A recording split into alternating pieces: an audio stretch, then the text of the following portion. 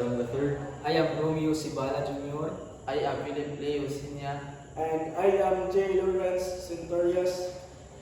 So, karon mag-discuss me about sa political philosophy of social suffering by Emmanuel Reynolds. So, political philosophy of social suffering. So natin duha ka concept political philosophy of social suffering. So kung mag-isgot tag political philosophy bahin din politics.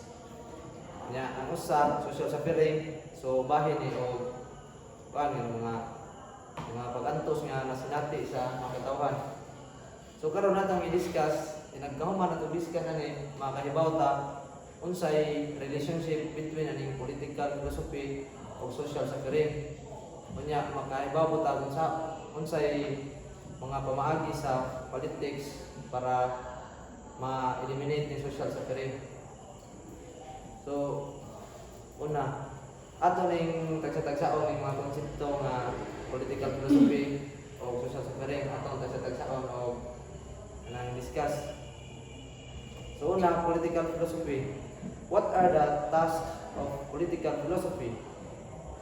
So kuan ni based ani atong basahonon na itulo ka task sa political philosophy. Una, ang normative. Mao ni ang definition sa normative. Political philosophy should make explicit the principles that should drive political deliberations. So, ang unang task sa political philosophy nga political philosophy should clearly explain the main ideas that should help us make decisions in politics. Sunod nga task sa political philosophy is descriptive. This part of philosophy should explain the current rules for political talks, what they're based on, and how we can change them for the better. Nya ikatulo nga task mga normative and descriptive. It studies how people go from their daily lives to talking about politics. It also explains what helps them understand and sometimes change the rules to these discussions.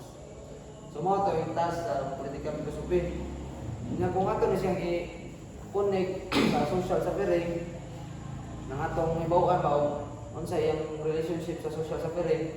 So kung basihan ito natong tulo ka task, murag buwang kayo siya, laki siya, murag di na to ma-connect ba sa social suffering. Sa duha karakter nga na to, nga buwang siya.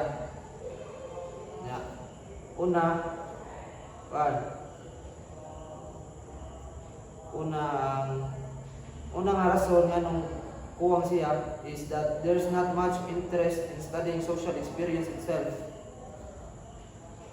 So, political philosophy nag-focus siya sa politics o sa kanang mga sitwasyon sa mga tao. Nya ikaduha is that examining the psychological and social issues affecting these challenges is often seen as outside the focus of political philosophy. So, ang focus sa political philosophy way lagot ang psychological and social issues sa mga tao. So, dito nato ma-connect siya sa kuan. Kaya kay kuwangan man, so nangita taglain nga discipline para matako na to.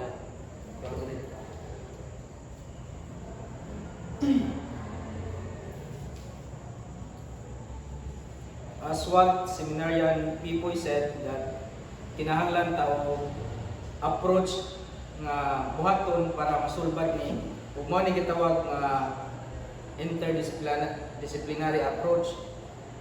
It means that using ideas from different fields like politics, sociology, psychology, and history to understand how and why people suffer because of political situations. This method looks at how things like power, social inequality, and culture affects people's experiences. By combining this perspective, we can better grasp the connection between suffering and politics.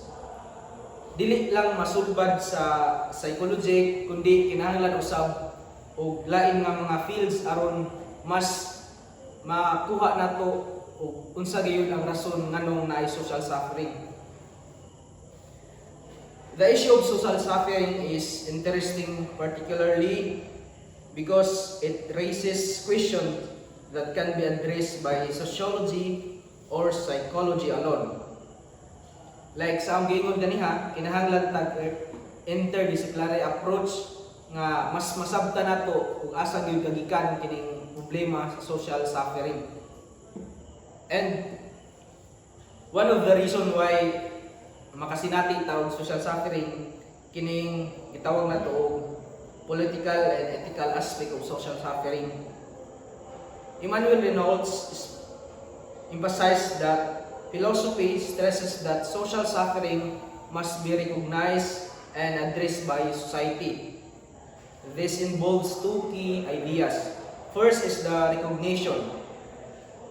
People need to acknowledge the suffering of others without recognizing suffering. It cannot be solved.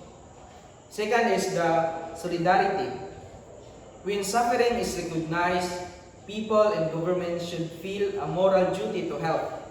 This creates solidarity or a sense of shared responsibility for others. So, dapat ang mga namunuan nato sa tuang nasod like sa politics kay kinahanglan nila nga mupokus sila ning mga problema sa social suffering kay once na walay mulid dani so dili yun nato masulbad ng mga problema ha. And the third is kining gitawag nato og the role of government and politics. First is the take responsibility. The government job is to address the causes of suffering like poverty and discrimination through policies like healthcare, education, and equal rights. So sa atong nasod karon kinahanglan gyud nga mo-focus sila sa mga butang kining education, kining healthcare o kining equal rights kay mo ni kinahanglan sa mga tao karon nga malisen gamay ang atong problema sa social suffering. So next is Seminarian Bilasiran. So, what is social suffering? So, unsa kuno ang social suffering?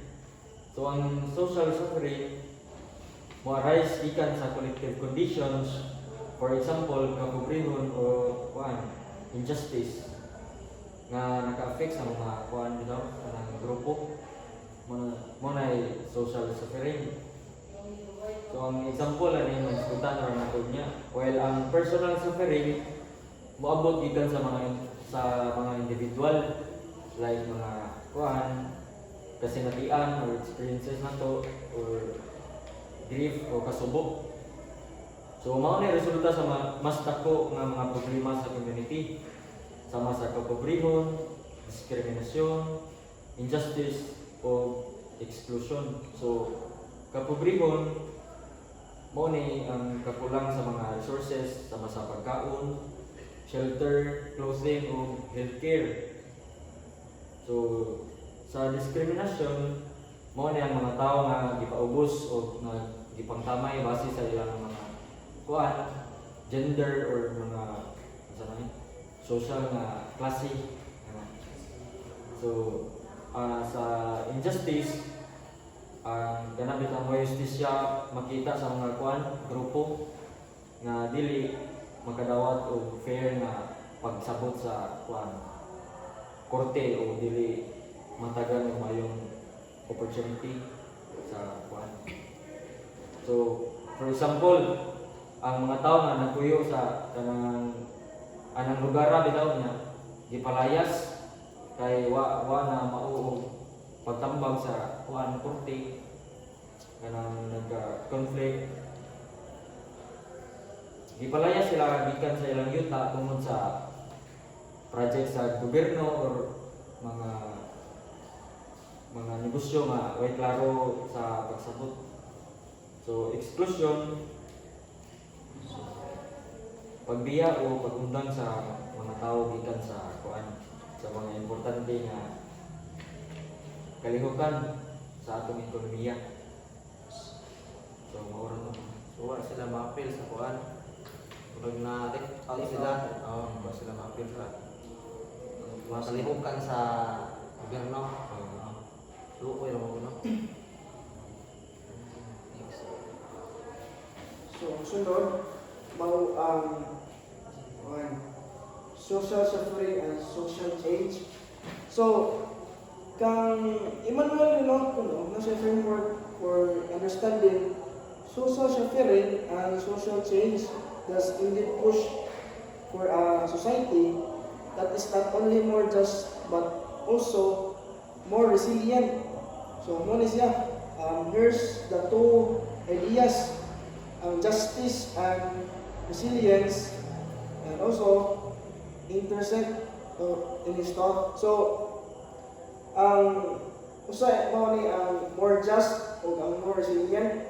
So, ang more just is when suffering is reduced, society becomes fairer and more equal. And sa more resilient, by working together or pag ginabalay sa kusa, isip ko sa komunidad, mahimo siyang husgan or mahimo siyang united or mas lig-on no, ang community. So una, Renault critique of modern society is rooted in the idea that injustice, particularly structural injustice, creates condition of widespread social suffering. So, to address this, he advocates for a more just society where the systematic causes of suffering, such as economic inequality, social exclusion, and discrimination. So, sa view ni, or sa magbuhat ni Renault, para na kanang mahimo ni siyang mauki ni siya for social change. So mo ni siya ang una, ang recognition. So Renault argues that injustice often stem from the denial of recognition, where individuals or group are not seen or valued by their social, political, or cultural distribution. So, sa Renault nga kung bitaw hindi ka mabilong, so may something very injustice po, no, may labi na sa kanang komunidad. And then also the equity and redistribution. So justice also involves addressing the economic structures that cause poverty. So sa ingon ni General Villasiran, and inequality. Renault analyze rooted in Marxist thought suggests that capitalism creates alienation and exploitation. A more just society would involve policies that promote redistribution of wealth and resources, ensuring that all members of society can live with dignity and security. So, ana sa Renault nga kanang sa usa komunidad kung naaponoy muli na mga paghiusa, kung patas lang ang pag-distribute sa tanang mga resources. So, ensuring that all members of society can live with dignity and security. So, wala po yung equality kung patas lang. And then, social protection. Justice is about creating social system such as healthcare, education, and employment that protects people from falling into condition of suffering. No? In Renault's view, a just society provides the necessary support structures so that individuals do their bear or the full burden of systematic problems. And then, also the justice and resilience together. In Renault's view, or in Renault's vision, justice and resilience are interconnected. A just society is resilient because it does not allow suffering to become enriched or normalized. At the same time, a resilient society is capable of adapting to new challenges while maintaining justice. ensuring that all individuals are protected from the structural condition that cause suffering. So to summarize sa any social suffering and social change, Emmanuel Pinoult philosophy advocates for a society that is both more just through recognition, equity, and social protection, and also more resilient by fostering solidarity, responsive institutions, and empowerment. So both justice and resilience, and as a result we work together to create a society where suffering is addressed, it is root, and individuals can even in the face of adversity. So dapat nga naagad ang pag-iusap, no? And working together and helping together and work as one community, no?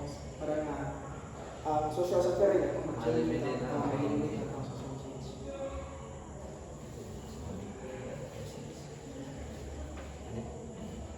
So, next is global perspective on social suffering. So, Renault also looks at how global systems contribute to suffering. So, ang kaning social suffering, di na nagikan sa atuan sa local communities ra, kundi nakaapekto pud ang global systems sa atong social suffering. Kanang pareha ng unfair trade, labor exploitation, and environmental damage and cause widespread suffering. So di ba kabantay na yung unfair trade, no? Ang kanang alkansi, mag-trade na sa laing ipan, mga produkto sa laing nasod niya, alkansi ang ipan ba? Na labor exploitation, kabantay ko ta nga daghan na kayong mga trabante na to, mga tuwa dito sa gawas. So ang mga maayo nga trabante na to, adto yung nagtrabaho sa laing nasod. Wala ang bisagaan o tagaan trabaho na. Muna lo consider data. Unya pinakadako yung nabantayan ko na global perspective nga nakakos og social suffering kaning environmental damage. Mura example ani katong kanang sa nang adi kanang environmental damage ni kanang ang kintahay example waste, factory waste sa China. Unya magpituhan di man ang China kundi ang kita Pilipinas. Okay, ana man man nato kung padung ang kuan. So kita kay may mag-suffer. So di kay local community ra may naka-cause of social suffering kundi apil na po ng global. So niya na po na global inequality. Wealthy countries often cause suffering in poor countries through exploitation and unequal trade practices. So, ang ubang country nga powerful, mura gi sayon ra ang mga pobre nga country. Muna nga sila nagpadayon magkadato ang kita nagpadayon pagkabuting pobre. Nga makakos po na social suffering. Sa para mention ninyo nga poverty.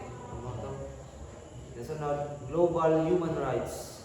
International organizations like the United Nations should ensure that human rights are protected everywhere in the world. This can help reduce global suffering. So, usa sa maka-reduce sa suffering, global suffering, pinaagi sa tabang aning mga organizations nga nag-protect sa human rights. Example aning United Nations nga ilang panikamutan nga maprotektahan ang human rights sa kada tao. So, ano yung Igo sab ni sa giingon ni Emmanuel Pinoult kining tawag niya nga ethics of care and responsibility. Pinoult highlights that society must adopt an ethics of care, meaning that people, especially those in power, should prioritize the well-being of those who are suffering. First is kining gitawag og caring for others. Taking care of those who suffer, particularly vulnerable groups, should be a primary concern in politics and governance. So, kining caring for others murag sa atong culture sa Pilipinas dili naman gyud ni bag-o kay naman tay world view sa kan nga dili ra ta mahuna-huna sa atong kagalingon kundi mahuna-huna po ta sa uban. And mas maigo gyud ani or mas ma-address ang job tungod sa ato ang mga politiko or sa namunuan sa government kay kini man gyud sila ang murag nay power bitaw nga mutabang sa uban munang dapat kung tapod nga ilang pukusan kining mga naglisod pod nga mga tao. And second is kining accountability. From the word accountability kana pong ang sakop sa atong komunidad kanang makomportable bitaw sila. Sa ibang nga daghan sa atong nasod ron nga unemployed, mga homeless. So dapat ang government na sila program bitaw nga ma-address ning among problema bitaw kay mo man ni kinahanglan sa atong kwadron nya lagi kasagaran po sa atong mga politiko, not all but mostly kay imbes nga pobre na ang nasod kuhaan pa kayo, so minus na ang accountability nga kanatubag niya tungod pod kay ang atong population kay daghan kayo, so ma-divided ang resources bitaw, so dili na maka-gain sa gitawag nga standard living bitaw nato.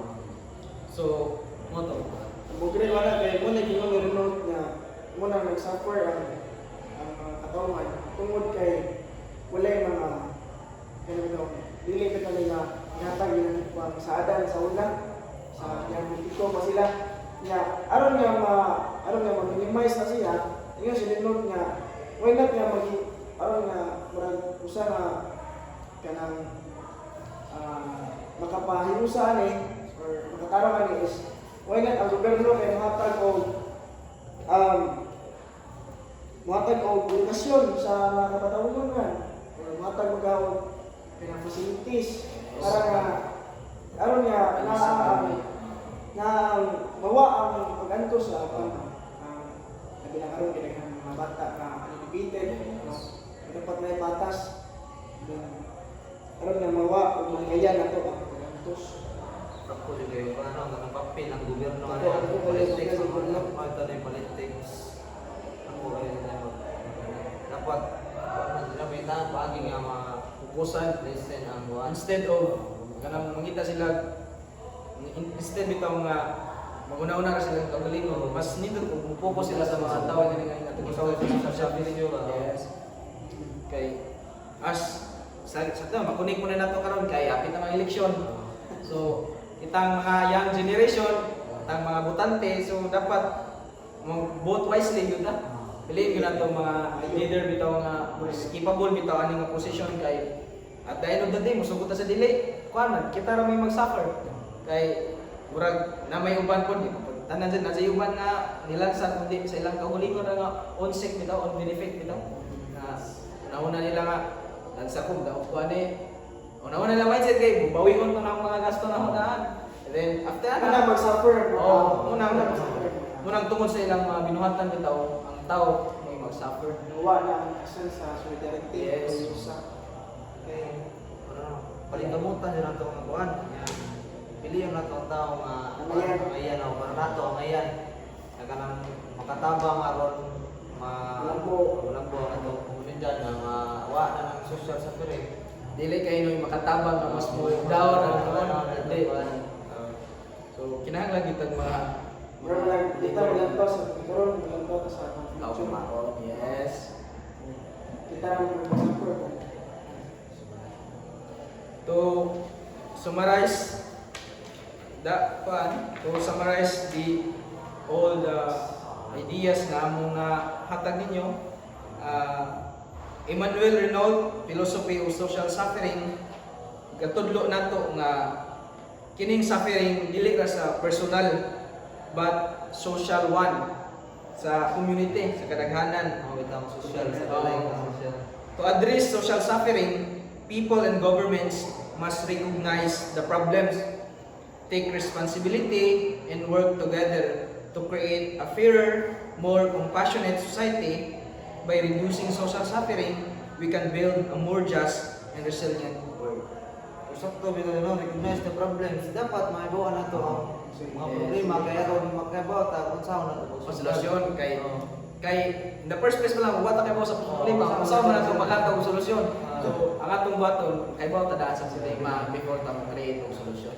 nya mo take responsibility mo kayo kita tanan wala tay baton way bay ka Storya rin naghan. way ka bo na lagi mo sa Free, say kabilit pa sa so kinsa may mo take responsibility una sila na ang gobyerno nasa ato ba? sunod work together so kita mga katawan mo ano ta mo Kinabangan ko. apil ko ta mo ilabot ko ta Malabot tayo. so atong balikon sa una meron mag-recap so una ang atong isgutan political philosophy of social suffering duha ka concept political philosophy o social suffering atong tukion kung unsay relationship between political philosophy ug social suffering so ang political philosophy unsa may task ani mao to ang giinin ganina nga normative descriptive o katong normative descriptive nya kung kana ray atong gamiton para mahibaw nato kung kanila nga approach gamiton para ma-connect nato sa social suffering di igo mo to nga kinahanglan ng interdisciplinary approach so mo to gamit taw political philosophy tong psychology, sociology, anthropology o aron makonek nato mahibaw nato ang relationship between political philosophy and social suffering kunya unsa atong social suffering social suffering refers to the pain and hardship experienced by individuals and groups due to social, political, and economic conditions. So, social suffering, di kay individual suffering nga, kanang imong masinati yun, suffering. Kundi, kanang suffering, pag-antos nga, i-antos sa community. Like, poverty, kapobrehon, discrimination, kanang discrimination sa gender, or sa imong race or social class ang mga pobre nga like i-lockdown yung mga pobre ba o gitamay nimo o exclusion kanang wala ka ma-appeal sa komunidad ana mo to ay mga example ng social suffering nya political and ethical aspects of social suffering so mo ni recognize nato duha recognition o solidarity recognition people need to acknowledge the suffering of others. Without recognition sa suffering, it cannot be solved. So, kailangan nga, kay bawat ta sa suffering sa uban. Kintahay ako, mayor. Kay bawat dapat i-recognize na ang unsa ang suffering sa akong katawan. Kay para, kay bawat ko, unsa pag-address na ako. Ikaduha, solidarity. When suffering is recognized, people and government should feel a moral duty to help.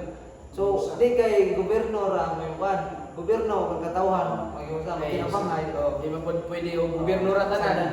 Pasandar na kay Dapat dapat tinabangay. ang tinabangay nila pero ma-address na to. Kunya, the role of government and politics. Unang role sa government and politics kay sila mo yung number 1 jud nga mo sulbad ani kuan. Unsa may ilang unang role? Take responsibility. It's the government's job to address the causes of suffering like poverty and discrimination. So policies like healthcare, education, and equal rights. So mo take responsibility dun ang gobyerno ni kay ilang hospital. Kaya magandang tayo. Payahira sa ilang Role. anday gamit Sa ay community man. Dapat na sila responsibilidad. nya sunod nga role sa government to promote social justice. So, equal justisya. Kung na makasa, sinutan na. Kay mo na usa sa problema sa social suffering injustice. So usa sa role sa government promote social justice. Sunod protect human rights atong mga violence, discrimination. So usa sa role sa government ang mawa to protect human rights. Sunod ika-4 nga atong topic nga ethics of care and responsibility. Renote sa ila that society must adopt an ethics of care, meaning that people should prioritize the well-being of those who are suffering. So, ang katawan ato yung priority tong unsay makaayo sa uban, di kay community gani, community partners community, di ta magunahon sa pagalingon lang kundi apil at atong unahon ang uban. So, number 1, caring for others. Tama to, taking care of those who suffer, particularly vulnerable groups. Katong na lost, the least, and the last. Ano ba? Itong nabihan ko. Kanang mga nabihan. Pagkawa na sa pagkawa na yung ilawot, bawa na kitay kami, yan na yung sa katao, ako itong ato lang, wapino na rin, na accountability. So, governments and leaders should be held accountable for policies or actions that cause suffering. So, kung nakita tayo ang mamatayan nga social suffering like poverty, for example, poverty, ang manuba ka na, mo mo held accountable na ang gobyerno kay pero di po kuanton nga sa gobyerno pero part ang gobyerno ba kay ang gobyerno magbuhat ng programa nga magtagaan to pagkabuhayan to nga kuan so dapat yung kuan ng gobyerno pero di kay ato ribas basod na pero kay manigamo dapat ang tao manigamo ya sunod social suffering and social change. They know that recognizing and addressing social suffering can lead to positive social change. So, kung magkuhan tag social suffering, nagkasinati ta, lisod po mo pabiling ka na anak, kayo. So, manikamot ang nanay, social change. Social change nga, more just or more resilient. So, more just, when suffering is reduced, society becomes fairer and more equal. So, mas mulindo to, mas kumawa na itong social suffering, mas mabatas ka na o mahaksay ang community. Yeah, more resilient po, by working together to help each other, communities become stronger and more united. So, kung mawa itong may-eliminate itong social suffering, magkaligpo na itong community. Magkayo sa, murag magkalami, murag sa senaryo nga, watay mga problema itong tanan, kami, kayo, nagpaling lang ka, ya sunod global perspective ng social suffering sa watang gingon ganina nga kuan ang di kay ang local community ray ang local government ray naka-cause of social suffering kundi apil lang ang global systems like katong unfair trade, labor exploitation and environmental damage.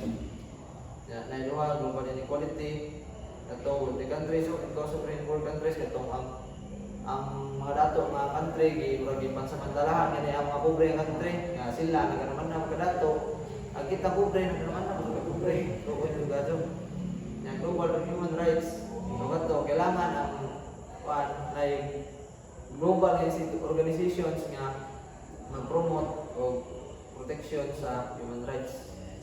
So mga to itong giisgutan. So atong na ibukan kung unsay cause sa social suffering, unsa na social suffering, unsay mga examples, kung saan pag-address o ang role sa politics o sa government. Na unsay ilang angay buhaton kay para ma-eliminate this social suffering. At least na may idea.